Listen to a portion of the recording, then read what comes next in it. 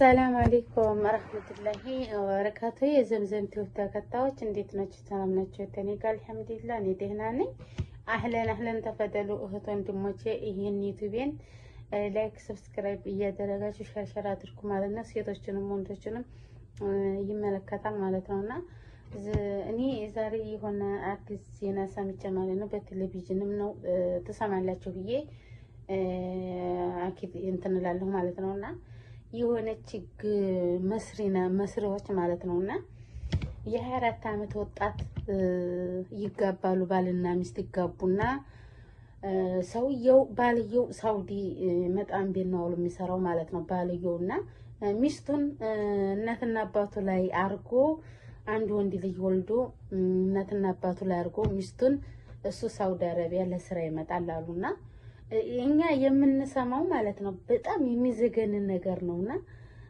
በጣም ነው የሚያሳዝነው ስታውስ የትየቱ ስትናገር እና ደግሞ ሲያናግሯት ማለት ነው በጣም ነው የምታሳዝነው ልጅቱ የ24 አመት ወጣት ናት የ4 አመት ልጅ ወንድ ልጅ ያላት ማለት ነው ከዛ እናትና አባቱ ዘንድ ያደርግና እናትና አባቱ ሚስትህ እንደዝኩና ያሉ በስልክ ማለት ነው ሲሉት ባልየው ደግሞ ሚስቱን አልፈልግሽም ብሎ ይፈታታል ማለት ነው ይፈታታል ከዛ ይፈታትና አቶ ልጅ ምን እንደነካታ አይታወቅም ያኔ በረመዳኑ ይሄን አላለም ብዙ ነው የሚወራው ማለት ነውና እኔ አንድ ሰው ደህነኛ ሰው በመከደ አፍኑ ልጁን አይገልም ማንኛውም እንትን ቤት ደህነኛ ልጅ በመከደ ልጁን አፍኑ አይገልም ማለት ነውና ስታዋት የ24 አመት ወጣት ገና ህፃናት ማለት ነውና ስታለቅስ አዘ ያንን ወንድ ልጅ በብስጭት በባሏን ብስጭት በአማቶቿን ብስጭት በወንድሞቹም በባሏ ወንድሞች በባሏ እህቶችም ብስጭት ያንን የ4 አመት ልጅ በመከዳፍና ገለዋለች ማለት ነው ትገልና ያንን ልጁን አንጠልጥላ ሐኪም ቤት ይዛ ተሪያለች እናቲቱ ማለት ነው እንግዲህ እናቲቱን የደህነኛ በቆን አሚሮዋ ደህና ቢሆን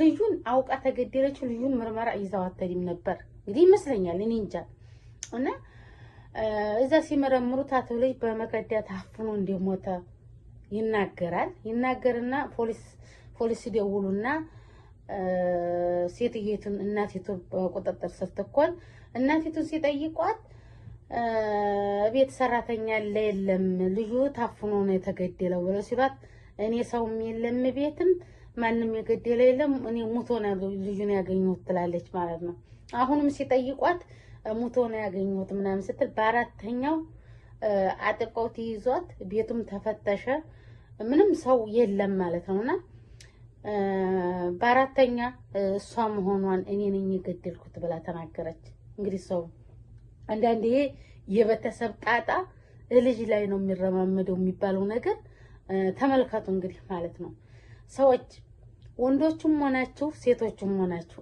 በአሁን ጊዜ ሴት ልጅ አግብታ አማት ጋር ትደረጋለች እንዴ ትጀመርስ ይሄ ልጅ አሁን የሞተው እንግዲህ በአያቶቹ ሰበብ ነው በአባቱን ሰበብ ነው ይሄ ልጅ የሞተው ማለት ነውና ያችን እናቲቱን ለሞት ፍርድ ፈርደውባት እንደገና እርሜ ይፍታሽ እስር ተፈረደባት እናቲቱ ማለት ነው ይሄው ልጇንም ገላ እሷም ተፈረደባት እንግዲህ ይሄንን እንግዲህ ምን አይነት ያኔ እና ራሱ ለማውራት በጣም ነው የሚከብደው ማለት ነውና የ4 አመት ህፃን ነው አንደኛ በእኔ አመለካከት እኔ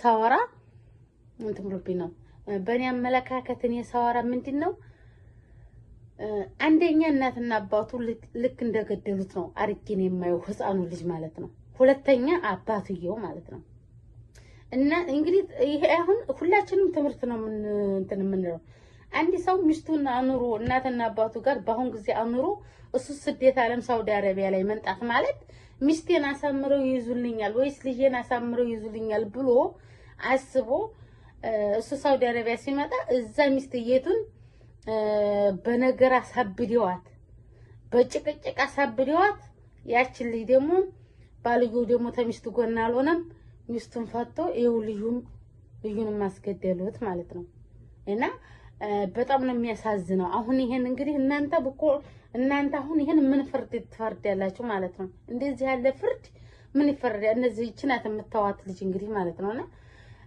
ምንድነው እናንተ ምን ትላላችሁ ማለት ነው?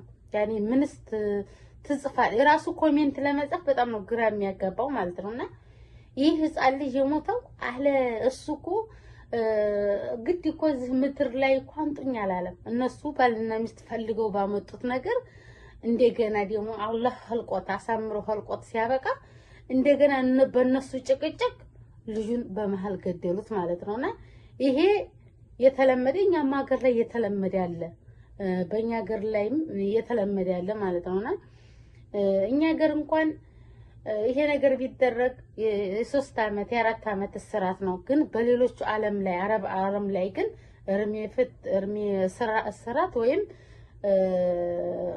ያው መገደል ነው ማለት ነውና ስትጠየቅ እያለቀሰች እንዴት እኔ ልጄን አውቄ ገላለሁ እንዴት ልጄን እኔ አውቄ አልገልም ብላ እያለቀሰች ስትናገር እንግዲህ ማለት ነው እንግዲህ የሆነ ነገር አድርጎባት ነው ወይ ሲህር አድርጎባት ነው። አሁን አብዛኛውን አላህ ይጠብቀን ተሴትም ጓደኛም ተምንም ጓደኛም አላህ ይጠብቀን እንጂ አሁን በማይሆን ነገር ይሄ ሲህር ምናምን እያረጉ ሰውን እያሳበዱት ነው ያለው ማለት ነውና እኔ ግርም የሚለኝ ደግሞ ወይም የራሳቸውን እንዲሁ ሰው እንዲሁ ለምን ህይወት እስከሚያስጠፋ ድረስ ለምንድን ነው የሚያደርጉት? እኔ ልጅ አሁን እኔ እያወቀች እኔ ልጇን ትገላለች አይደለም ልጇን ገደለች ምንስ ቢሆን ተሱ ጋር ብትፋታም ወይም አማቶቿ ቢጨቀጭቋትም ልጅ መግደል የለባትም። ልጇ እሷ ናት የምትጎዳው። ተሆዴ የወጣ እሷ ናት የምትጎዳው። 9 ወር አርግዛ የለፋችበት እሷ እናቲቱ ናት እንጂ ወይም አማቶችን ጎዳሁ ብላ ወይም ባሌን ጎዳሁ ብላ ልጁን መግደል የለባትም ማለት ነውና እሱስ አባትየውስ ለዛሬ ነው እንጂ ልጅ ብሎ ትንሽ የሚያለቅሰው ነገ ጧት አንዲቱን ያገባል ማለት ነው። እሷ ግን ልጇንም ገላ እርሜ ፍቺ እስራት ተፈረደባትና በጣም ነው የሚያሳዝነው። ልጅቱ ትታሳዝን ስትናገር እንባዋ እየረገፈ ስትናገር ልጅቱ ስተዋት በጣም ገና ወጣት ናት ማለት ነውና ይሄ አሁን እንግዲህ ሰው የቤተሰብ ጭቅጭቅ ህፃን ልጅ ላይ ነው የተረፈው። ሁለተኛ አንድ የልጅ ሚስት እናትና አባት ጋር ተተሆነ ምንድነው ልጅ እንደዛ አርጋለኝ ሚስትህ እንደዛ አርጋለኝ ሚስትህ እንደዛ አርጋለኝ ሚስትህ ለምንድን ነው የሚባለውስ? እኔ እናቶቻችንስ አላህን ቢፈሩ ምን አለ? አላህን ቢፈሩ የልጅ ሚስት ልጅ ናት፣ የልጅ ሚስት ልጅ ናት እና እሱ ደግሞ ተከትሎ የእናትና አባቱን የቤተሰቦቹን ተከትሎ ሚስቴን ፈታሁ ብሎ ልጁን ማስገደለና ይሄ ምንድነው የሚያስተምረው? ሁሉንም ሳያስተምራል። በነገራችን ላይ እንደዚህ ያለ የሚያስቡ አሉ። አግብተው እናትና አባቶቻቸው ላይ ጥለው የሚመጡ አሉ። አግብተው በነገራችን ላይ አሁን ሰዓት እናትና አባት ላይ የሚቀመጥም የለም ትጀመርም ማለት ነው። ቢቀመጡስ አንድ ቀን የሚያደርሰውም የለም። ስለዚህ በአሁን ጊዜ እንኳን አይደለም እናትና አባት ጋር ሰው ተቀምጦ አይደለም የግል እንኳን ራሳችን ቤትም ወይም ራሳቸው ቤት እንኳን ሰው ተቀምጦ እኮ መቀመጫ የለም። ሰው በምንድን ሰውን እናጣላ፣ በምንድን ሰውን እንግደል፣ በምንድን ሰውን አጣልተን እናፋታ ያለ ህዝብ ነው ያለውና ለአንዱ ኸይር ማሰቡን ትቶታል። አላህ ይጠብቀንና አላህ ተኸይረኛ አላህ እንትን ይበለን። ጓደኛም ደግሞ አላህ ሳሊ ሆነ ጓደኛ አላህ ይስጣን እንጂ ጓደኛም የለም። በአሁን ሰዓት ይሄ ነው ብላችሁ የምታማክሩት ተራስም ሆነ ቤተሰብ ሆነ ሰውም የለ ማለት ነው። እንደው አላህ ይጠብቀን። አላህ በእንትኑ አላህ ይጠብቀንና በጣም ከባድ ነው በአሁን ጊዜ ማን እንደሚታመን ማን ጋር ለራሱ እንደው ማን ጋር ለመኖር በጣም ነው ያስፈራው እና አንዳንድ ጊዜ እንትናን ታቋት እንዲሁ አዚዛን ማለት ነውና ለምንድነው አንቺ ሀበሻ ጋር ተከራይተሽ ማትጂው ብለው ሲሏት ምን መለሰች? እስከ ዛሬ ሀበሻ ጋር ብቀመጥ ወይ ልጄን ይገሉብኝ ነበር ስትል ሰማሁት ቲክቶክ ላይ። የዚህን ያህል ነን እኛ ስንባል ማለት ነውና ትንሽ ገንዘብ ተተገኘ ትንሽ ገንዘብ የጓደኛ ደስታ ያስደስታል ማለት ነውና በማያስቀናው በተለይ በሴት የመጣ ጣጣ አይበርድም ማለት ነውና ወንዶቹንና ሴቶቹን ትታወዳድሩ። ወንዶች እኮ ምቀኝነት የለባቸውም። ወንዶች ለጓደኛው ምቀኛ አይሆንም። ሴት ግን ለጓደኛዋ መርዝ ምቀኛ እኮ ናት ሴት ማለት ነውና ያችን ጓደኛን በምን አድርጌ እንዴት ብዬ ልግደላት፣ እንዴት አድርጌ ላጥፋት? ይሄው ለብሳ ይሄው አዲስ ለብሳ ይሄው ዛሬ እኮ አምሮባታል፣ ይሄው ጸጉሯ እኮ ያምራል፣ ይሄው ጓደኛ ትመስልና ትገባና እቤቷ ያለውን ነገር ወይም ትዳሯ ጥሩ ተሆነ ወይም ደግሞ ኑሮዋም ጥሩ ተሆነ ተገባና ጓደኛ መስላት አጣራና በኋላ እሷን ለማሳበድ ለመግደል የሚሮጥ ነው ጓደኛ ያለው ዛሬ ሰዓት ማለት ነውና ሴቶች እየተጓደኛ እራቁ። አሁን ሰዓት አያስፈልግም ጓደኛ ማለት ነውና አሁን ሰዓት ትጀመርስ ጓደኛ ምን ያደርጋል? አሁን ሴት እኮ ቲክቶክ እየከፈተ በቲክቶክ እየተዝናና ነው ማለት ነውና ምንም አያስፈልግምና ተኔ ጀምሮ የሴት ጓደኛ አያስፈልግም። የሴት ጓደኛ እራቁ። ሴት ማለት በጣም እኔ እንጃ ሴት ማለት እኔ መርዝ ማለት ነው እና ያችን ጓደኛዬን ታልገደልኩ አላድርም የምትል ለጓደኛዬን አጠፋለሁ ስትል ቁጭ ብላ የሚያድሩ ሴቶች አሉ ማለት ነውና ተንደነዚህ ጓደኞች ደግሞ አላህ ይጠብቀን። ተንደነዚህ ያለ አደጋም ደግሞ አላህ ይጠብቀን ማለት ነውና አሁን እኔ በዚህ የምነግራችሁ በአሁን ሰዓት እንኳን ሰው ጋር ተደልቦ አይደለም እናትና አባት ጋር እንኳን እንደው እናትና አባት ጋር እንኳን አንድ ሴት ያግብታ እናትና አባቷ ጋር ብትቀመጥ ፈታ የትና የት 15 ቀንም ሆነ 10 ቀንም ሆነ አትቀመጥም። እንኳን አይደለም አማት ጋር ማለት ነው እንኳን አይደለም አማት ጋር እና ይሄ ያስተሳሰብ ጉለታችን ነው እንጂ አማትም አባትም እናትም ናቸው። ግን ሚስት ይሄን አርጋለች፣ ሚስት ይሄን ሰርታለች፣ ሚስት እንደዛ አርጋ በአሁን ጊዜ ሁሉም ራሱን በቻለበት ጊዜ ወንድ ልጅ ሚስቱ ቤተሰቡ ጋር ማኖር የለበትም።